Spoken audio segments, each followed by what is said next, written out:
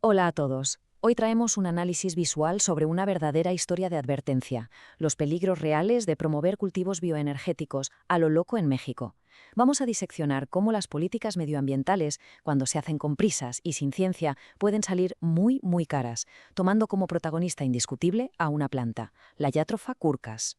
Y la pregunta que guía este análisis es precisamente esta. ¿Pueden las soluciones de energía verde causar más daño que beneficio? A primera vista, cambiar combustibles fósiles por biocombustibles suena a victoria absoluta, pero si escarbamos en los datos de este caso, veremos los peligros ocultos de lanzarse a la piscina sin mirar si hay agua. Resulta evidente que las buenas intenciones, cuando carecen de respaldo científico, pueden acabar destrozando precisamente los ecosistemas y las economías que querían proteger. Nuestra hoja de ruta de hoy es muy clara. Primero, las promesas de la bioenergía. Segundo, los errores de implementación. Tercero, las consecuencias ecológicas.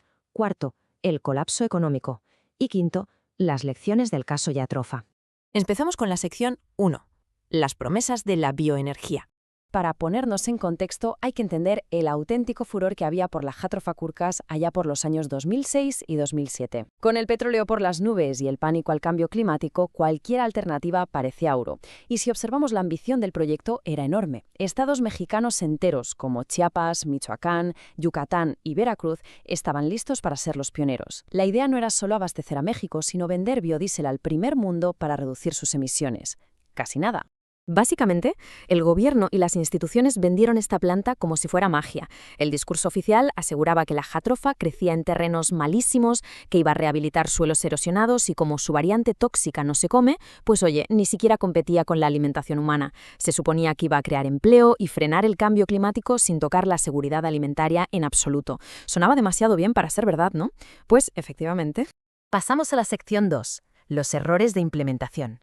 Aquí es donde el castillo de naipes empieza a caerse. La teoría es muy bonita, pero la cronología de los hechos es francamente alucinante. Ojo a esto, las plantaciones masivas se hicieron entre 2007 y 2008, impulsadas por leyes nuevas y un montón de subsidios. Pero sorprendentemente, los primeros manuales oficiales que explicaban cómo cultivar la Jatropha en México no se publicaron hasta el año 2011. Es decir, empujaron a miles de agricultores a plantar a lo loco a gran escala años antes de que nadie les explicara técnicamente cómo manejar el cultivo. Y si analizamos la semilla elegida, el desastre es aún mayor.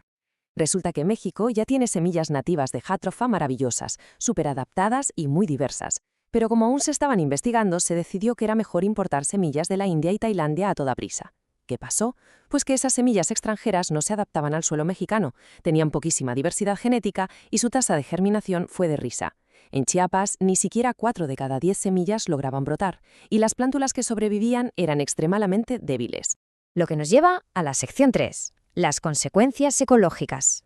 Paradójicamente, un proyecto que iba a ser el colmo de lo verde acabó siendo un problema ecológico tremendo. En vez de recuperar tierras erosionadas, las reglas del gobierno exigían plantar densidades altísimas, un mínimo de 1.600 plantas por hectárea simplemente para poder cobrar las ayudas. Esto forzó a los agricultores a crear monocultivos gigantescos. ¿Y qué consiguieron? Pues desplazar cultivos tradicionales vitales como el maíz y el frijol, e irónicamente en algunos lugares acabaron deforestando bosque nativo solo para hacer sitio al subsidio. Y al ser plantas tan débiles, la dependencia de los pesticidas químicos se disparó. Por si fuera poco, esas semillas asiáticas que se importaron sin ningún tipo de certificación adecuada trajeron consigo invitados sorpresa. Estamos hablando de bacterias y hongos destructivos que se introdujeron directamente en el suelo mexicano, totalmente nuevos para la región. Estas plagas devastaron plantaciones enteras en lugares como Yucatán y Chiapas. Al final, los agricultores se vieron obligados a usar pesticidas químicos fortísimos que terminaron contaminando aún más el medio ambiente. Un auténtico desastre en cadena. Llegamos a la sección 4, el colapso económico. Claro, con semejantes errores técnicos y ecológicos, el golpe al bolsillo de los pequeños productores era inevitable. Si observamos los datos, vemos que el verdadero motivo para plantar Jatropha no era que existiera un mercado de biocombustibles real y estable, no. El motor principal era cobrar las subvenciones del gobierno. Pero esas ayudas cubrían una parte ridícula, a veces un par de salarios mínimos por un tiempo muy limitado, y no contemplaban los enormes gastos imprevistos que iban a venir después para comprar fertilizantes y luchar contra las nuevas plagas. Para poner la cruda realidad en perspectiva, veamos este porcentaje abrumador. Casi la mitad, un 49% de los primeros productores de la zona central de Chiapas abandonaron sus cultivos por completo para el año 2012. La promesa de ingresos rápidos y seguros simplemente se había esfumado. El problema de base fue que mantener la Jatropha con vida costaba muchísimo más que el propio subsidio. Los pequeños agricultores acabaron teniendo pérdidas financieras netas de entre el 10 y el 35%. Y cuando un negocio pierde dinero, simplemente se detiene.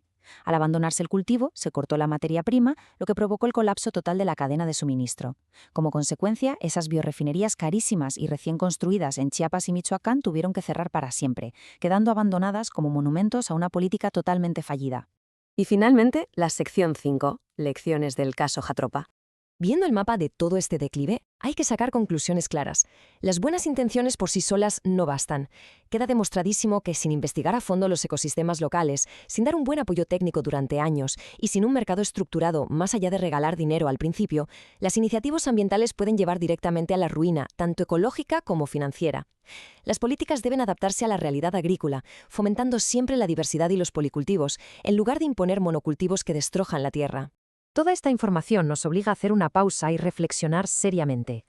El caso de la Jatropha es una advertencia crítica. La transición hacia las energías limpias es innegablemente urgente, pero deja sobre la mesa una pregunta enorme. ¿Cómo garantizamos que las futuras políticas de renovables se implementen con la responsabilidad necesaria para proteger de verdad a la biodiversidad y a las comunidades rurales, en lugar de ponerlas en un peligro mayor? Es un reto gigantesco que exige ciencia, paciencia y, sobre todo, no saltarse los pasos fundamentales.